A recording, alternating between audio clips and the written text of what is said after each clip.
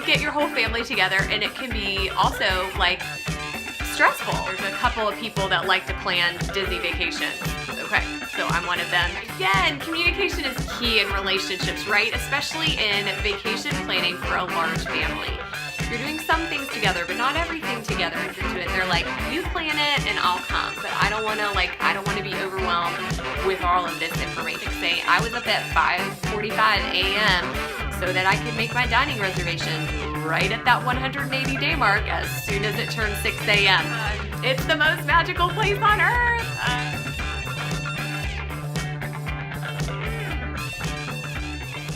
Hey guys, welcome back to my channel. My name's Danielle Warren. I love talking to people about creating beautiful experiences. The journey to beautiful is really a journey about becoming a better version of yourself, and a journey to a beautiful you and a beautiful life inside and out.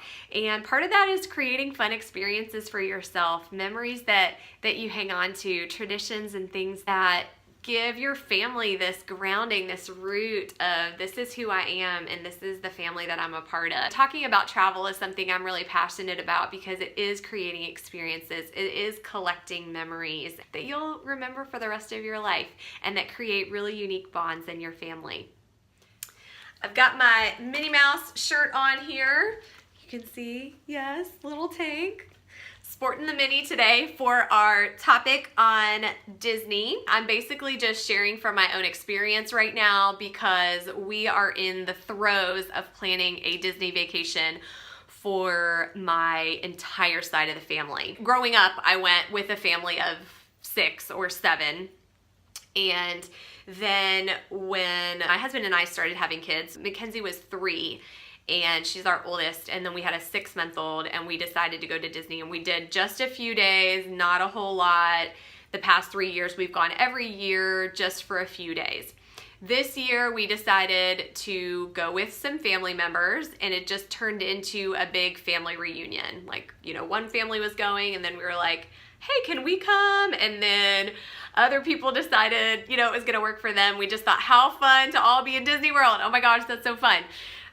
It's the most magical place on earth. But some people, like, well, for anybody, like, you get your whole family together and it can be also like stressful. So I wanted to give you guys some tips for how to deal with the stress of planning for a really large family, the ins and outs of that. It's by no means like everything you need to know. This is just a few of my top tips from my experience of having to do this past year. Helping with the stress of planning for a large family, as well as how to like strategically plan your vacation so that you have a little bit of downtime and you're doing some things together, but not everything together, so that you're not together all the time. You know, eventually like you want your space and you don't want to be with everybody 24/7. How do you even like plan that? And how do you communicate that? And so anyway, we're gonna dive into this. First thing that we decided was that we need a few point people, and it wasn't even something we had to decide. It was like, there's a couple of people that like to plan Disney vacations.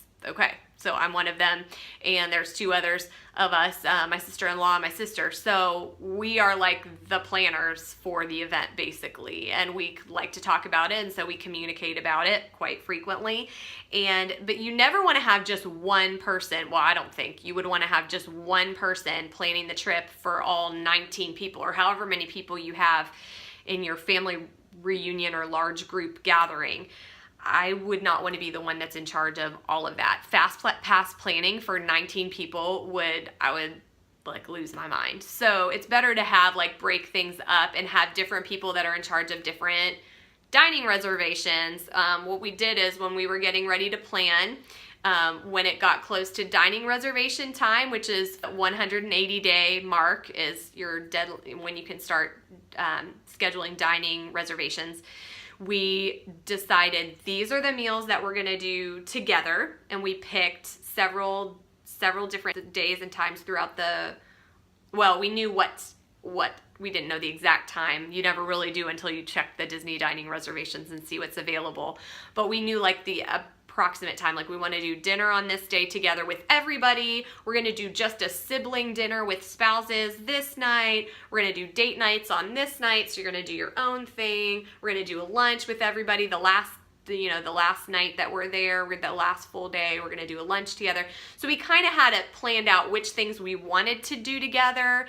And then we also had to communicate about what, I'm jumping ahead of myself, but which were the places that would be best for large groups, as well as would have the most things that would be of interest to most people. So the key is finding some of those main restaurants and places that are gonna appeal to the majority of the group. There's always give and take. The larger the group, the more opinions you have, and you really have to go into planning a trip like this knowing that not everyone's gonna love everything. We're gonna try to meet as many expectations as possible, but just know we've gotta work on flexibility and kind of being okay with not always doing everything that you want every time. So we had a point person for planning the meals, and that was really helpful come meal planning time, because we had multiple meals that we had to plan, and you can only book a meal for so many people. So we had to have 2 people booking meals. Now I know you can call group dining at Disney, and you can actually do like a group dining thing, but there were certain restaurants that we were afraid they would book up before the Disney offices even opened. So we did our meal reservations at 6 a.m. and the offices don't open till 8 a.m. and we did not want to wait and call Disney group dining at 8 a.m. and then possibly miss out on a reservation that we really wanted to have. So we had to split the reservation between multiple people. So we could get, like, I could get, 10 people in on one reservation for storybook dining, and then somebody else had it for 9 people. And so we were able to put 2 reservations together to get our whole family in around the same time, within 20 to 30 minutes of each other. So that's kind of how we did it for the dining. All right, so having a few people planning is really helpful. So you're delegating some of those planning, scheduling responsibilities. The next one thing is to communicate expectations between family members. Not everyone's gonna love everything, but you can try to accommodate the needs and desires and expectations of different groups of people. It's really hard when you're investing in a vacation that's a pretty big investment, and you wanna do the things that you wanna do, and you may not wanna go to certain places, but we only scheduled, I think it's important, don't schedule too many meals together or too many things together, and then the ones that you do have are really special. And then after that, you can kind of do your own thing, and it gives you some freedom. But communicate the expectations. I think it's important for everybody to feel like they can say, hey, I really want to do this, or I think this would be cool, and then talking it through, and there could be some conflict involved in that, and just saying, like, that's just how it is with anything. Whenever you have multiple people coming together to, do one thing, there's going to be lots of varying opinions or expectations or desires. And so just kind of being patient with that process and trying to have a good attitude and not always try to get what you want. All right. Number 3 is to have multiple forms of communication. Again, communication is key in relationships, right? Especially in vacation planning for a large family. Having multiple ways that you're communicating with people and really being open about that. Now, there's some people in the family that may not want to know all the details. They don't want to know all the deadlines. They don't want to know everything that goes into it. They're like, you plan it and I'll come. But I don't want to be overwhelmed with all of this information, because Disney planning is very intense and there's a lot of deadlines and a lot of things. Like, I was up at 5:45 a.m. so that I could make my dining reservations right at that 180-day mark as soon as it turned 6 a.m. And that's just the way it is. So not everybody wants to do that. Not everybody wants to know everything. So communicate, but don't, I think there's certain people that you need to communicate with more, and that's the people that are planning. And then everybody else, you can kind of tell them something. So a couple ideas that I had that are fun for creating connection within the family, anticipation. So you're talking and you're getting excited. The preparation for a trip can be just as fun kind of as the going on the trip itself. So creating that conversation and that dialogue and that anticipation with everybody can be really fun. So create a private Facebook group, put some pictures on there, talk about the things that you're excited about doing. Another thing is creating like a group email where you're sharing information and this is what's going on and stuff like that. Again, maybe not everybody wants to be on that thread depending on how much information you're getting. Some people might be super overwhelmed. You can also have a group text message thread that you have just going back and forth as you're in the planning process or talking about things or packing ideas or whatever. So just having like several different ways that you're communicating with people. Obviously calling people on the phone is also very helpful, as well as your planning details and stuff. So communication, communication, communication, communication is so important in any relationship. But again, especially with families when you're planning a family reunion. Number 4, have a plan for your dining and FastPass schedules before the day of booking. You do not want to get into FastPass day and you have no idea what day you're going to the park, who's going to be riding what the height requirements are, all that stuff. I'm going to do a whole FastPass planning video because I really kind of had a strategy with that to make it not so stressful. So like, you know, my heart was kind of racing as I was scheduling my FastPasses, but at least it wasn't as bad because I actually got the FastPasses generally that I wanted. So there was a lot of strategy involved in that, but have a plan ahead of time. When you've got 19 people that want to ride a lot of different things, you don't want to wait until the day to schedule it, that you're scheduling it, to figure out what you want to do. You want to have a basic idea of what you're going to do before it's time to book those FastPasses. Now, let's say you don't have a plan, is it the end of the world? No, it is a ride. It is a ride. It is okay. I've changed my plans at the last minute at Disney World. I was going to go to one park. I was going to go to Magic Kingdom. I had all my FastPasses planned. And the night before we were like, you know what? Let's go to Animal Kingdom.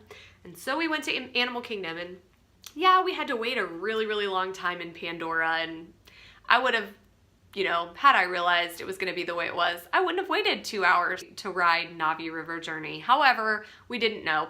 But we did get some good, we still got the safari, we still got a couple of other FastPasses, and it actually was a very, very nice day. It was not the end of the world. We went in the single rider line for Expedition Everest. It is possible to have a just dandy, fine and dandy time if you miss that FastPass window or whatever. So again, it's not worth crumbling or like anxiety, getting anxiety over.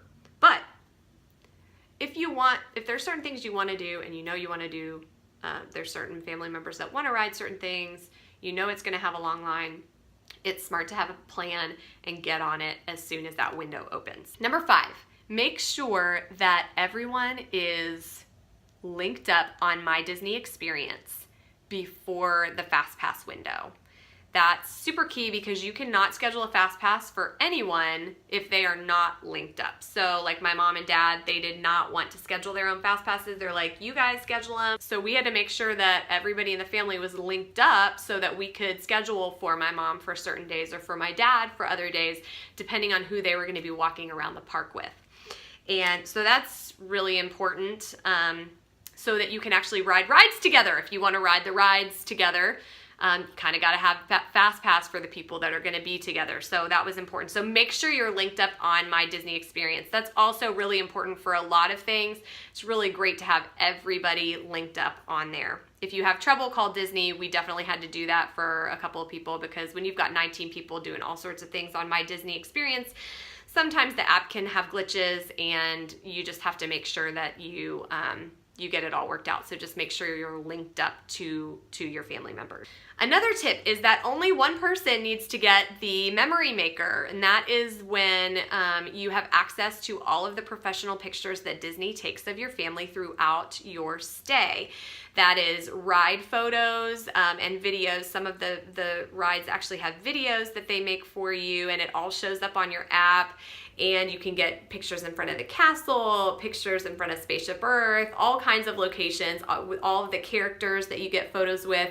And there's professional photographers there taking photos. Well, it's $160 if you purchase it before you go to Disney World.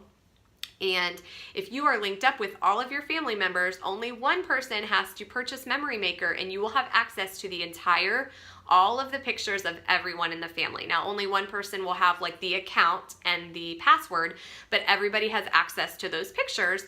And that way, not every single person going or every family has to get Memory Maker. You just get one. That's all you have to do. Saves you money. You can split it between your families if you want to do that, and that's really helpful. If you have a season pass, you get that for free anyways, but I do not have a season pass, and my sister has already purchased it, so I'm just gonna be giving her a little bit of money to help her pay for that. Another tip is don't plan to do everything together. Walking around Disney World can be overwhelming in the crowds depending on the time of day, but walking around just like with yourself and like a few other people is a lot. Just trying to keep up with everyone. Imagine walking around Disney World with 10 to 20 people. Like, that's a nightmare. Like, just thinking about that is so stressful. So don't plan to do everything together. I think it's really smart to have a few meals planned together, a few maybe rides that you want to meet up at and everybody go on together, have fast passes for those so that you don't have to, it's already in the schedule on everybody's app. They're expecting to do that. If it's something you want to do together, schedule it, but don't overdo it. Plan a few group things and then, split up who's going to hang out with who at the parks. Now, leaving room for flexibility, because you could run into somebody and be like, hey, let's go to this show together, or be texting and, oh, you're over at this ride. I'm going to meet you over there. Let's wait in line together. I mean, you can do that, but, I think as far as like planning everything, don't go in with this idea of we're going to be doing everything together, because that's just not really doable and that's super stressful. Decide, who's going to be with who on which day for fast passes and meals and stuff like that, and then leave room for flexibility and just kind of going with it and enjoying your time. And the last tip for you is don't overschedule yourself. And I think this is really a tip for anybody in Disney vacation planning, because it's very easy anymore to overschedule yourself because everything has to be booked, like super far in advance, dining, special occasion kind of deals, fast passes, and you can get into this like, oh my gosh, I want to do everything. And sometimes it's just nice to have a little bit of wiggle room to like, what, if we want to go back and take a nap, or we want to go back to the pool because we're hot, or maybe we want to leave the park early and we don't want to stay till closing until the show or whatever. It's nice to be able to do that, especially with a large group of people. I think trying to herd large groups of people and having too much to do and too many expectations can be kind of a stressor and really take some of the enjoyment out of it. So as much as, for those of you who are like me and just love to plan and, want to do it all, fight the urge, set time aside for like low-key down days. We're actually, for this trip that we have coming up, we've scheduled a few days just to do meals and not to go to parks, to do special things, as well as like a resort pool day. And we're not going to go anywhere. We're just going to eat good food and hang out by the pool at our resort and really enjoy the resort. And I think that's really fun to be strategic in your planning and make sure that you plan rest time in, because Disney can be very grueling, can be very exhausting, and that's when you start getting on edge, and that's when you start fighting with people. And the last thing you want to do is like be bickering amongst your family members because everybody's tired and hot and worn out and stressed out. So I would just say, schedule in some rest time in there, know yourself, know your family, and make sure that you have cushion in there for just rest and relaxation, because it is a vacation. Hope those tips helped you guys if you are planning a family reunion or just a vacation for a large family. There's just lots of extra things to keep in mind. If you enjoyed this video, please give it a thumbs up and subscribe. Good luck with planning your next trip.